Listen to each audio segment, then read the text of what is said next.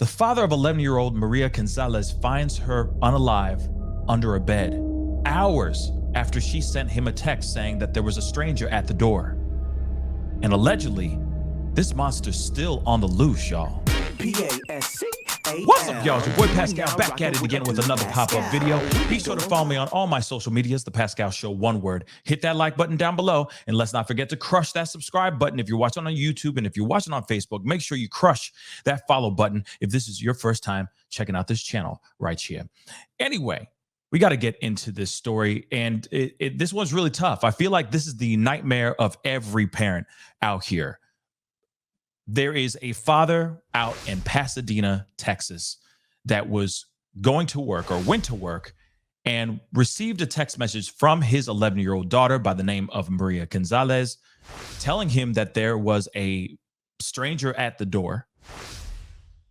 He asked for family who actually lived in the apartment complex as well to go and check on his daughter. They didn't find her. So then when he came back home, he found her, but he found her underneath his bed in 2 plastic bags in a laundry basket. We got to get into this. And like I said, this is absolutely heartbreaking. I mean, this is, like I said, this is every parent, every person's nightmare. This was an 11-year-old girl. She had so much to live for. It sucks when when these children don't get to see out their full potential in life. Still, this is a very fresh, very new case. And right now, guys, just to say it, just so y'all know, the monster is still on the loose. This person is still out here lurking in these Pasadena streets or beyond. So keep your head on a swivel, because this monster's still on the loose. A Texas dad came home to find his 11-year-old daughter had been AR'd and left unalive under his bed. We got to use these code words, guys. Some 5 hours after she alerted him to a stranger at the door, according to cops and the grieving dad. Carmelo Gonzalez, 32, the father of Maria Gonzalez, had recently arrived at work when he got a text from his daughter Maria at 10 a.m. Saturday to say someone was knocking at their door in Pasadena. He says, I told her, don't open the door because I'm arriving at work. And she responded, I'm in my bed. Gonzalez said of the quote unquote good and quiet girl who recently turned 11 years old. The dad later asked relatives who lived in the same building to go check on her because he hadn't heard from her. And this is according to the Pasadena Police Chief Brugger in a press conference that they had just on Tuesday. An aunt and uncle found the door open. Now, they say something different on the bottom. Now, maybe they mean the door was unlocked. But when I hear door open, I hear that the door is open. But they say something different down below in this article. We're going to continue. But we're unable to locate her, okay, after their check, the police chief said. And here's her lovely face. 11 years old, y'all. 11 years old. When Gonzalez got home around 3 p.m. because he had his friends, he had his family do a wellness check. They went there, didn't find her at all. And then when he got home around 3 p.m., about 5 hours after his daughter sent him that text message, he found her remains inside a laundry basket under his bed. Some articles say it was under her bed. There's now reports saying that it was found under his bed. One other thing that they did say on a couple different articles and news clips from local news sources, they were saying that she was in 2 separate plastic bags inside the laundry basket, underneath a bed. Underneath, from what they say here, his bed, we hear it could have been under her bed. I don't know which one is which one is true, but at the end of the day, it is still absolutely devastating that she was found gone in the first place. But I'm hearing that she was found in 2 separate bags. They left her under the bed in a plastic bag. They left my poor daughter, Gonzalez told the local outlet.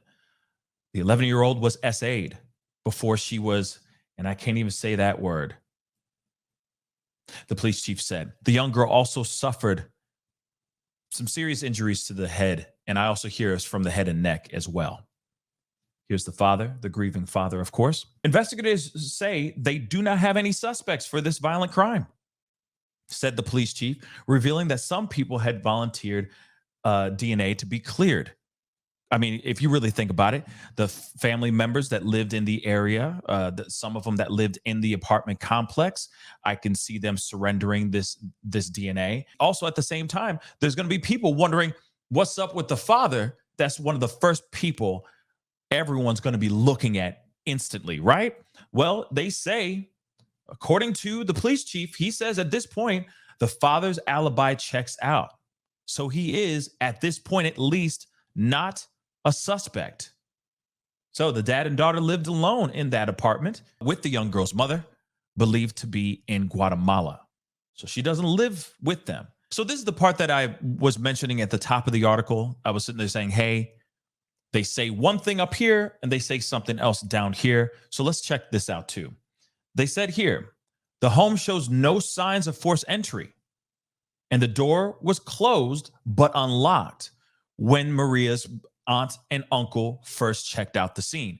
Now, they said earlier that the door was open, so maybe they mean that the door was unlocked. I don't know. But they are saying that Maria's aunt and uncle were both saying, hey, that door was unlocked. There was no forced entry, no signs of forced entry. The door was not kicked in or anything of that sort.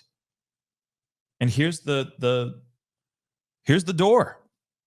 And you can see with your own two eyes, it doesn't look like there's any kicking, no dents in the door, not like somebody used a crowbar or anything of that sort, okay, to try to force themselves in the door. So could she have known the person?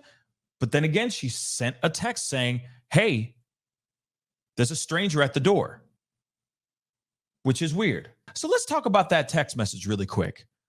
The question I got is, was it really Maria that sent that text message to her father saying that there was a stranger at the door? Or could that have been just that monster sending the text, acting as if they were Maria? Just something to think about. The apartment area has security cameras, but they may not have been recording due to recent storms. That's terrible. That's terrible. The monster likely knew that the little girl was home alone at the time. It seems awfully suspicious that dad leaves for work and within 30 minutes, you've got somebody knocking at the door, the police chief noted. One of the main reasons why I wanted to bring this story up is, of course, number one, we need to get justice for this young girl. She's 11 years old. The way she left this planet is unjustified, gruesome, and heartbreaking. That's number one, and we need to find out who that person is. But second, there is a monster on the loose in Pasadena, Texas, or in the surrounding areas. No matter what, somebody, as this police chief said, somebody was calculated. They knew that she was there by herself, a little 11-year-old girl. But the question still remains, how did this person get in the room, get into the house or the apartment without any forced entry? Did this monster say something to entice the 11-year-old to make her open up the door? Did he have a spare key? Did he have access to keys to the apartment complex? What is going on here? The other part I want to point out too that I'm still curious about as well. Take a look at this again. Not only that they knew that they had knowledge that this girl was home alone, they also might have known that the security cams were broken during that time. Well, they say they may not be recording, or they may not have recorded during that time because of the recent storms. So what are the possibilities of somebody actually having that kind of knowledge, knowing that there was a storm, these cameras are not working, so now I can go and cause some crimes? At the end of the day, you have an 11-year-old girl that has been brutalized in an unthinkable way, and we need to get justice for her. But also, we need to know who this monster is so we can bring that person to justice, and of course, keep that monster off the streets so that other kids, our children can be safe. Anyway, guys, that's the video. Comment down below. Let me know what you think. Don't forget to hit that like button down below. Don't forget to hit that subscribe button if you're watching on YouTube. And don't forget to hit that follow button on my Facebook page if you're watching on Facebook as well. And this is important, y'all, because this is something that's really happening right now. This person's on the loose. This monster's on the loose. And this person could strike again. This person obviously is very calculated. At least that's what I gather. So please share this video if you can. Hashtag her name. Bring awareness to this situation because we need to keep our families and our children safe. Be good to yourselves. Be good to one another. And I'll see you guys in the next video.